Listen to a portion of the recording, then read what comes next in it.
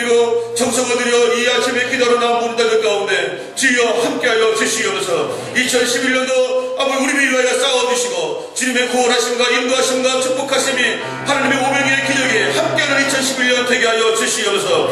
이 시간에 말씀을 전하신 우리 목사님 강하게 붙들어 주시고 영능간에 강건케 하여 주시옵소서. 주시는 말씀을 통하여서 우리가 새로운 은혜 받게 하여 주옵시고 이 말씀이 나의 말씀이 되게 하여 주시옵소서. 예수님의 이름으로 간절히 기도 올리옵나이다. 아멘. 사도행전 4장 13절에서 14절 말씀, 제가 가지고 있는 신약성경 192면입니다. 그들이 베드로와 요한이 담대하게 말함을 보고 그들이 본래 학문 없는 범인으로 알았다가 이상하게 여기며 또 전에 예수와 함께 있던 줄도 알고 또 병 나은 사람이 그들과 함께 서 있는 것을 보고 비난할 말이 없는지라. 아멘. 우리 이사는 사람은 겉만 보고 모른다 라고 하는 제목으로 우리 박승규 담임 목사님 하나님 말씀 선포해 주시겠습니다. 할렐루야. 하늘문이 열려서 온 세상에 임하는 빗줄기처럼 우리 안에도 그런 성령의 충만함의 역사가 온전히 임하기를 주님의 이름을 간절히 소원합니다. 우리는 사람을 겉만 보고 함부로 사람을 판단해서는 안 됩니다. 이사야 64장 8절에 보니까 우리는 진흙이요 이렇게 되어 있습니다. 주는 토기장이시니 우리는 다 주의 손으로 지으신 것이라. 진흙의 가장 중요한 특징이 무엇입니까? 그것은 빚어지는 대로 빚어진다는 것입니다. 그러니까 우리가 진흙이라는 것은 하나님께서 우리 인생을 빚어주시는 대로 우리는 얼마든지 만들어질 수 있고 변화될 수 있고 역사가 일어날 수 있고 능력이 일어날 수 있는 존재가 바로 우리라는 존재입니다. 그렇기 때문에 우리가 삶을 살면서 조금 실패가 있고 또는 결점이 있고 또는 내 마음에 들지 않을 수도 있고 또 어려워질 수도 있고 또 여러 가지 환경 가운데 우리가 정말 이렇게 낮아지기도 하고 또 엎어지기도 할 수 있는 그런 상황들이 있지만 그럼에도 불구하고 창조주 하나님께서 결론을 내리시지 않는다면 우리는 함부로 우리 인생에 대해서 결론을 내려서는 안 된다는 사실입니다. 왜냐하면 우리는 진흙이기 때문에 하나님께서 빚으시면 빚으시는 대로 우리는 빚어지고 또 만들어지는 존재라는 것입니다. 베드로는 어떤 사람입니까? 오늘 그 베드로의 모습을 우리들에게 던져주는 중요한 시사점이 있습니다. 그것은 본문의 말씀 속에 등장한 사람들이 베드로를 보고 놀랐던 면들을 이렇게 분석해보면 와우, 베드로가 이런 사람이었구나 라는 것을 우리가 새롭게 알 수 있는데요. 그 놀라는 점은 첫 번째는 베드로가 담대하게 말하는 것을 보고 놀랐다는 것입니다. 여기서 담대하게 라는 단어는 솔직히 또는 어떤 두려움이 없이 또는 기탄 없이 이런 단어를 사용하는데요. 이 베드로가 전에는 그런 사람이 아니었다는 것을 상징적으로 보여주고 있습니다. 그래서 베드로의 이런 사람이 아니었다, 담대하게 말하는 사람이 아니었던 모습은 마태복음 26장에 보면 특별히 베드로가 3번 부인하는 장면 속에 그 장면이 등장합니다. 한 여종이 이렇게 얘기합니다. 너도 갈릴리 사람이 아니더냐? 예수님과 같이 그렇게 다녔던 제자가 아니더냐? 이런 질문에 대해서 베드로가 움츠러들기 시작합니다. 첫 번째 고백을 이렇게 합니다. 베드로가 모든 사람 앞에서 부인했다고 얘기합니다. 뭐라고 부인하냐면 나는 내가 무슨 말 하는지 알지 못하겠다 이렇게 부인했습니다. 그런데 또 한 바퀴 돌고 또 얘기합니다. 그래서 이제는 더 움츠러듭니다. 베드로가 맹세하고 또 부인하여, 첫 번째는 부인만 했는데 이제는 맹세했다는 겁니다. 그리고 뭐라고 맹세냐면 나는 절대로 그 사람을 알지 못한다 이렇게 맹세하는 겁니다. 또 세 번째는 또 돌고 또 얘기를 하는 겁니다.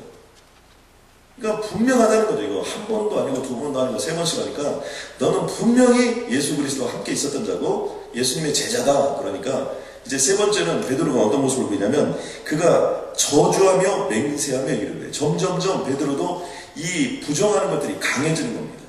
첫 번째는 그냥 부인만 했고요. 두 번째는 맹세하고 부인했고요. 세 번째는 저주하고 맹세하고 부인하는 모습을 보여줍니다. 그러면서 나는 그 사람을 절대로 알지 못한다는 것입니다.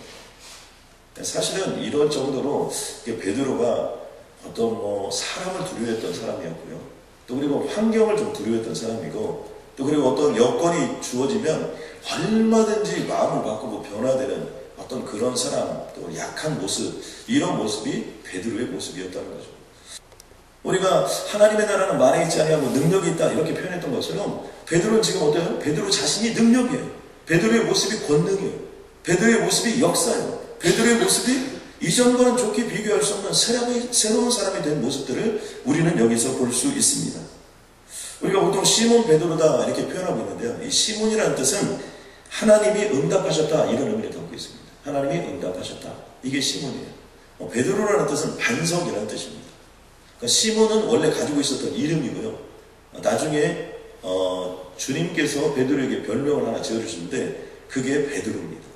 그래서 너를 베드로가 아니라. 근데 베드로의 뜻은 뭐냐면 반석이라는 뜻입니다. 그러니까 우리가 이름을 지을 때는 두 가지 의미가 있죠. 하나는 반석같이 생겨서 반석이라는 의미로 우리가 부를 수도 있고요. 하나는 이 사람을 보니까 절대 흐물당해가지고 이럴 땐 저러고 저럴 땐 저러고 또 왔다 갔다 하고 좌충우돌하고 이런 사람들에 대해서 반석처럼 살아라 하는 의미에서 반석. 그래서 우리가 이 시몬 베드로를 보면 어떤 대단한 인물도 아니었고요. 어떤 어부였고요. 또 그리고 뭐 학문 없는 범인이었고요. 또 그 다음에 그냥 생각도 좌충우돌하고 이런 사람이었다는 겁니다. 그런데 그의 인생이 변화되었다는 것이죠. 여기서 오늘 베드로의 모습을 보면서 우리가 꼭 한 가지 붙잡아야 될 중요한 메시지 중에 하나는 무엇이냐면 아무리 약점이 많아도 반드시 변화될 수 있다는 것입니다. 여러분 아멘입니까? 인간적으로 보면 베드로는 여러분 변화되기 위해 그렇게 쉬운 존재가 절대로 아니었습니다.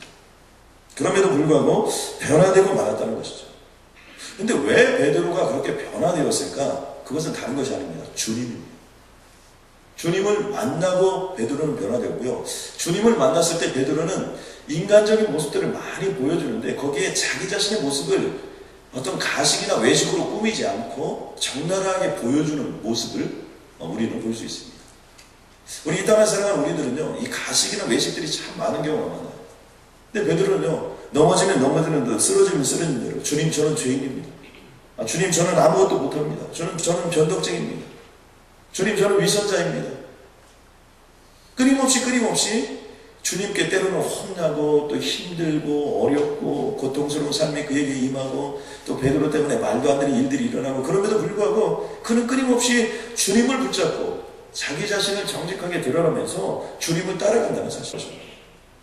주님이요 이 땅을 살아가는 우리들에게 가장 싫어하는 것이 있다면 어떤 모습일까요? 바리새인들을 주님께서 좀 싫어하셨던 모습을 볼 수 있습니다. 바리새인들을 다 싫어했던 것이 아니라 바리새인들이 특별히 나타나는 어떤 행위에 대해서 예수님이 싫어하셨는데요. 그것은 외식입니다. 이 외식이라는 단어를요 헬라어 원어에 보면 휘포크레테스라는 단어를 씁니다. 이 휘포크레테스의 의미는 뭐냐면 가면을 쓴 이런 의미입니다. 그러니까 배우들이나 연극하는 사람들을 가리켜서 쓰는 용어 중에 하나입니다. 그러니까 하나님께서 바리새인을 싫어했다, 바리새인을 다 싫어했다는 의미가 아니라 바리새인들이 특별히 외식하는 부분들, 그러니까 정직하지 못한 부분들, 속은 완전히 썩었는데 겉만 번지르한 모습들, 이런 모습들에 대해서 주님은 싫어하셨다는 거예요. 그거에 비해서 베드로는 어떻게 보면 실수도 많고 약한 모습도 많고 여러 가지 모습들이 있었으나 주님께서 그 순수한 모습들, 그래서 우리들은 이렇게 생각하기 쉬워요. 신앙생활 하면서도 저도 어렸을 때부터 이렇게 신앙생활을 하다 보니까 무엇인가를 내가 잘해야만이 주님이 역사할 거라고 생각합니다. 그리고 정말 완벽하게 해내면 주님이 역사할 것이라고 생각합니다. 그건 노력하는 모습 속에서는 꼭 필요한 것입니다. 그렇게 해야 됩니다. 그런데 살아보면 알겠지만 주님께서는요, 주님이 함께 하시면 내가 실수를 해도 넘어져도 쓰러져도 그것 때문에 내 인생을 더 잘 되게 해주세요. 아멘입니까? 여러분 말도 안 되는 상황인데도 불구하고 말도 안 되게 하나님이 역사하셔서 그 영광을 보여주세요. 그게 하나님의 모습이에요. 또 한 가지는 오늘 무슨 말씀 속에 무엇이 이 사도 베드로를 그렇게 변화시키는가? 그것은 성령 충만함의 선순환. 어떤 사람은요 악순환 인생을 사는 사람이 있고 어떤 사람은 선순환 인생을 사는 사람이 있습니다. 선순환 인생은 어떤 인생을 사는 거예요? 여러분 새벽마다 와서 하나님의 말씀을 듣고 여러분 기도해 보세요. 그러면 임하는 현상 중에 하나가 무엇입니까? 절대 평안이 임합니다. 여러분 기도하는 사람은 두려움이 없어요. 여러분 아멘입니까?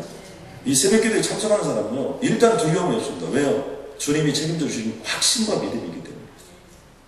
이 말씀이라는 것은 무서운 것이 뭐냐면요 말씀이 하나님이에요. 이 하나님은 육신의 예수 그리스도가 되셨어요.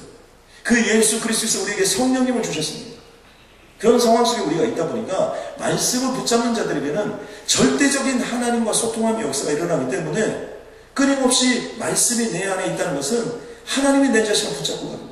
또 그리고 거기에 기도를 합니다. 기도하면 어떻게 됩니까? 그 말씀이 말씀대로 이루어지는 역사가 나타나요. 그러면 어떻게 됩니까? 우리는 순종의 자리로 나아갈 수 있게 되는 거죠. 그러니까 말씀의 힘, 기도의 힘, 순종의 힘을 통해서 우리는 어떻게 돼요? 절대 평안할 뿐만 아니라 하나님께서 역사해 주시기 때문에 남은 것들은 잘 풀려나가는 것을 알 수 있게 될 거예요. 아마 연말 지금 특세에 계속해서 참석하시는 분들은 이거 좀 어려운데 그럼에도 불구하고 넘어가는 그런 은혜가 임할 줄로 믿습니다. 아니, 여러분은 그것을 경험하고 체험하게 될 거예요. 그러니까 어떻게 돼요? 더 기도하게 돼요. 더 새벽을 찾게 돼요. 더 하나님께 영광을 돌려요.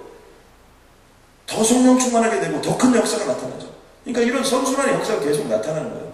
이런 선순환의 역사가 사도 바울을 만든 거고, 이런 선순환의 역사가 사도 베드로를 만든 거고요. 이런 선순환의 역사가 사도 요한을 만든 거고, 지난 기독교 2000년의 역사를 가져온 거예요. 악순환을 하는 사람들은 어떤 사람이에요?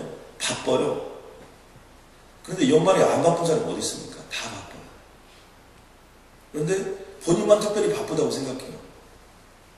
그러면 혼자 스스로 일어나서 말씀도 보고 기도를 하든지 그렇게 되는데, 바쁘다는 이유 하나만으로 열심히 바쁘게 말씀과 기도 없이 살아갑니다. 그러니까 어떻게 돼요? 바쁘긴 바쁜데 뭐가 바쁘냐면 마음이 바빠요. 조급해져요. 그리고 세상을 살아보면 살아볼수록 세상이 만만하지 않아요. 그러니까 어떻게 돼요? 두려워져요. 그러니까 두려우니까 어때요? 자꾸 진짜 능력이 아닌 가짜 능력들, 이런 것들을 자꾸 생각하게 돼요. 그러면 어떻게 돼요? 자꾸 자신이 작아져요. 우리가 생각할 때는 돈이 많은 사람들은 담대할 것 같죠? 그렇지 않아요. 돈이 많은 사람들이, 속 좁은 사람들이 훨씬 많아요. 어떤 사람은 돈이 너무 많아가지고 사람들이 나를 어떻게 할까봐, 여러분 제일 높은 빌딩 꼭대기에다 거기다 집을 짓고 거기서 살았는데, 이 병에 걸릴까봐 거기다 묵은실을 만들어 놓고 혼자 있는 걸 즐겼대요. 근데 그 사람이 유명한 재벌인데, 그 사람 죽었는데 그로부터 상당한 시간이 지날 때까지도 몰랐던 거예요. 무서운 거예요, 세상이. 우리는 가져도 안 무섭고 안 가져도 안 무서워요. 여러분 아멘입니까? 물론 뭐 안 가져서 안 무서운 분들이 더 많지만, 뭐 가져도 우리는 안 무서워요. 여러분 아멘입니까? 그 정도 실력이, 영적인 실력이 돼야 하나님이 주시는 거예요. 아멘입니까? 뭐든지 맡겨놔도 그것 때문에 열심히 더 새벽기도하고, 그것 때문에 더 말씀을 붙잡고 복음과 능력을 붙잡고 주님의 이름을 나아가고 순종의 자리를 나가고, 정말 세상을 변화시킬 수 있는 능력의 자리를 나가는 그런 사람들을 통해서 하나님이 역사하는 거지. 조금 줘가지고 마음이 편안하고 그냥 디비 자고, 여러분 그러면 어렵죠. 하나님 감사합니다. 내가 들어와도 복을 받고 나가도 복을 받을 것이다 말씀하신 주님의 말씀대로 이루어질 줄로 믿습니다. 눈에 보이는 겉사람으로 내 자신을 판단하지 않을 수 있도록 주님 도와주시고, 내가 알고 있는 내가 전부가 아님을 알게 하여 주시옵소서. 내 안에는 살아 역사하시는 하나님의 형상이 자리 잡고 있는 줄로 믿습니다. 내 안에는 세상을 한 번도 두려워보지 않은 성령 하나님께서 좌정하고 계신 줄로 믿습니다. 내 몸에는 예수의 피가 흐르고 있는 줄로 믿습니다.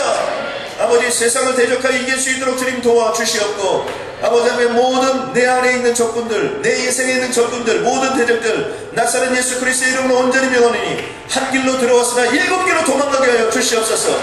그 영광이 말지어다, 그 능력이 말지어다. 하나님, 우리 인생이 꾸어줄지라도 꾸지 아니하는 인생이 되게 하여 주시옵소서. 하나님, 머리가 되고 꼬리가 되지 않게 하여 주시옵소서.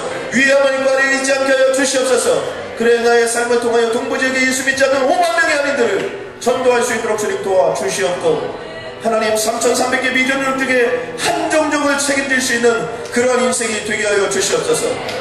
하나님, 이것은 꿈이 아니라 소명인 줄로 믿습니다. 이것은 하나님의 말씀인 줄로 믿습니다. 내 말이 단단하고 섞여지지 않은 하나님의 말씀인 줄로 믿습니다. 이루어 주시옵소서. 사도 베드로를 변화시켰던 그 하나님께서 오늘 나를 변화시켜 주신 줄로 믿습니다. 아버지, 2010년이 며칠 남지 않았지만 청금같이 이 시간을 쓸 수 있도록 주님 도와주시옵고, 2010년에 반드시 해야 될 일들을 할 수 있도록 주님 도와주시옵고, 2011년을 정말 영광의 주님과 함께 맞이해서 2011년이 시작되는 그 영시부터 우리의 인생 속에 새로운 기적으로 역사하여 주옵소서. 그 은혜가 임할지어다, 그 능력이 임할지어다, 그 역사가 임할지어다, 그 축복이 임할지어다. 예수님의 이름으로 기도드렸습니다. 아멘.